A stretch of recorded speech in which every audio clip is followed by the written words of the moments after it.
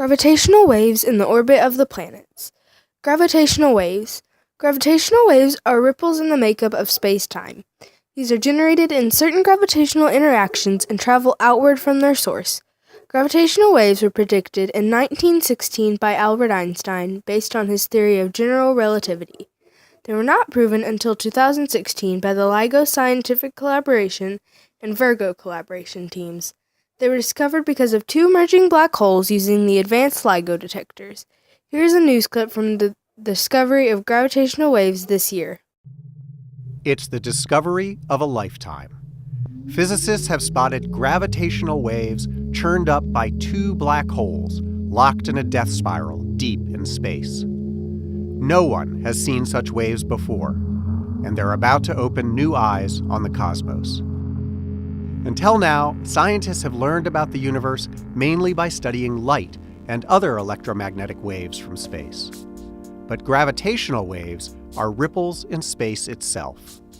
They are set off by stellar cataclysms, such as massive neutron stars or black holes whirling together.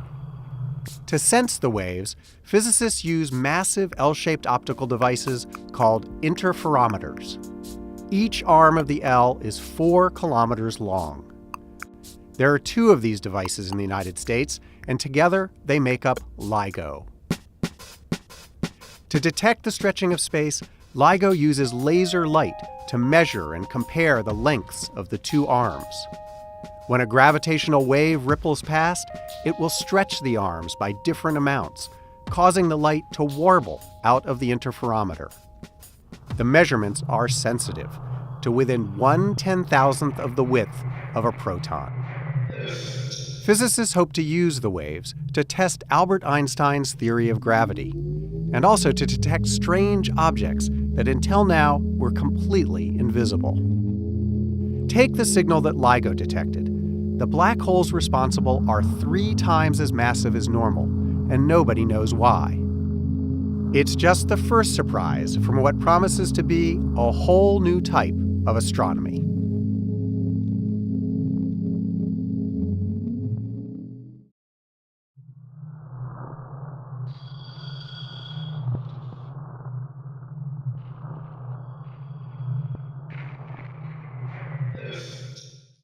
The orbit of the planets. An orbit is the gravitationally curved path of an object around a point in space. For example, most solar systems revolve around a star not unlike our Sun. Current understanding of the orbit of the planets is also based on Einstein's theory of general relativity. Understanding the orbit of the planets. There are a few ways of understanding orbits. 1. A force such as gravity exerted from a massive object pulls a smaller object with a much weaker gravitational pull into a curved path as it attempts to fly off into a straight line. 2. As the object is pulled toward the massive body, it attempts to fall into that body. However, if it has enough velocity, it will not fall, but will continue to follow the curved trajectory created by the massive object's gravity. The smaller object is then said to be orbiting the larger one. The eccentricity, perihelion, aphelion, and rotation of the planets on their axis. Each planet has a different eccentricity, perihelion, aphelion, and axial tilt. The eccentricity of an orbit is a measure of how much the orbit deviates from a perfect circular shape. If the orbit is a perfect circle, it has an eccentricity of 0. This number rises as the orbit changes shape. None of the planets have an eccentricity of 0. Perihelion is a term that represents how close to the Sun a planet comes during its orbit. Aphelion represents how far away from the Sun a planet comes during its orbit. Axial tilt means the number of degrees a planet's axis is tilted. Each planet is unique in all of these things. Mercury. Mercury is the closest planet to the Sun. It has an eccentricity of 0.21, the highest eccentricity of all the planet's orbits. Its perihelion is 46 million kilometers. Its aphelion is 70 million kilometers. Mercury is the fastest planet to orbit the Sun, taking approximately 88 Earth days. It has an axial tilt of 0 degrees. This means it sits straight up and down on its axis. It takes 175.940 Earth days to rotate once on its axis. That means that a day on Mercury is longer than its year. Venus. Venus has the least eccentric orbit of any of the planets in our solar system. It has an eccentricity of 0.007. Its perihelion is located at 107 million kilometers from the Sun. Its aphelion at 109 million kilometers from the Sun. It takes Venus 224.7 Earth days to orbit the Sun. It has an axial tilt of 177 degrees. Its day length of 243.025 Earth days is longer than its year because of the slow rotation of Venus on its axis.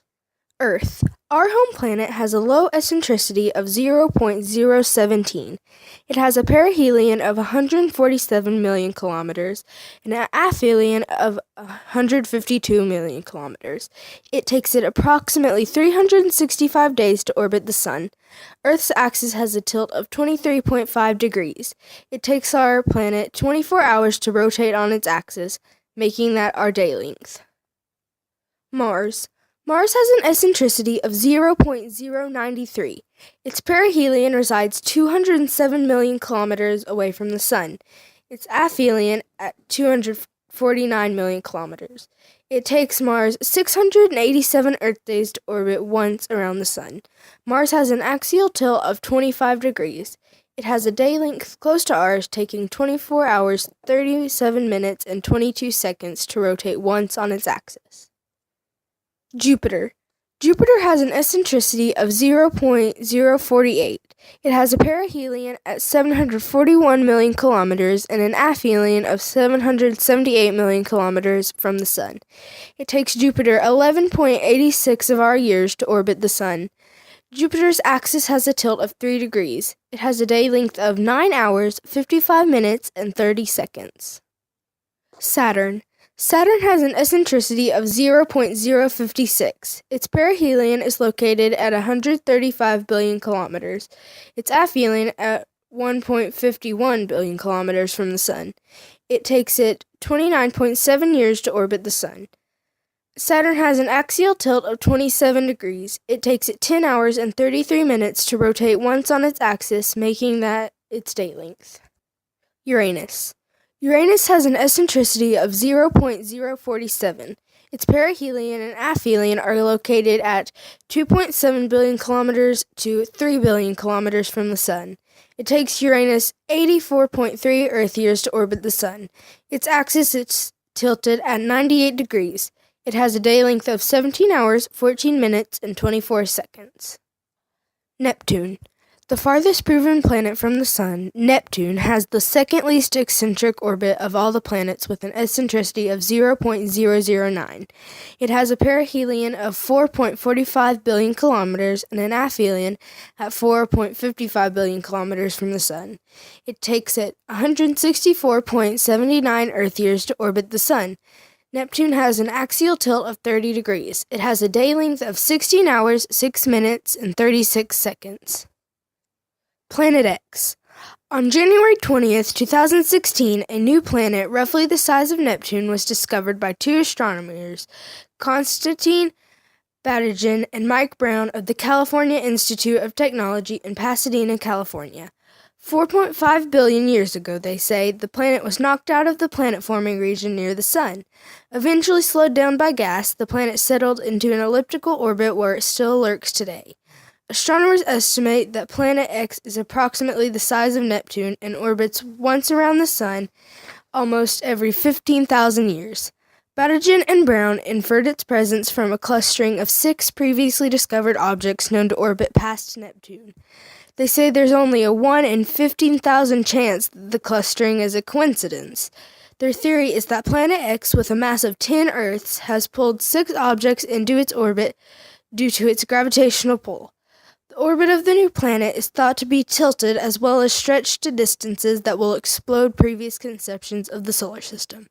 For example, its closest approach to the Sun, or perihelion, is thought to be 7 times farther than that of Neptune. The theory of Planet X is a very strong point. However, it will not be proven until it is seen through the lens of a telescope sometime in the hopefully near future. In conclusion, I believe that we should continue to study the universe and expand our knowledge of it as best we can. As proven in the last year, there are many things to learn about the universe and each galaxy and solar system in it. The universe itself is never ending. That means there is infinite work to be done.